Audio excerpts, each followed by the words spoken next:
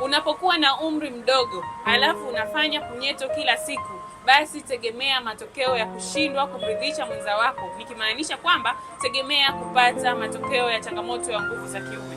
Wewe mwanaume ambaye una miaka 25, 30 na kuendelea unafanya punyeto kila siku, basi tegemea matokeo ya kushindwa kumridhisha mwenza wako, tegemea matokeo ya kusinyaa maumbile yako wakati wa kushiriki tendo la ndoa. Kwa ushauri wangu ni kwamba mwanaume ambaye una miaka 25, 30 na kuendelea, jitahidi sana kuachana na swala la punyeto, kwa sababu madhara yake ni makubwa kabisa. Kwa sababu pale unapofanya punyeto unaenda kuharibu mishipa yako ya damu pamoja na misuli ya uume wako, hivyo inapelekea maumbile yako kulegea sana wakati wa kushiriki tendo la ndoa.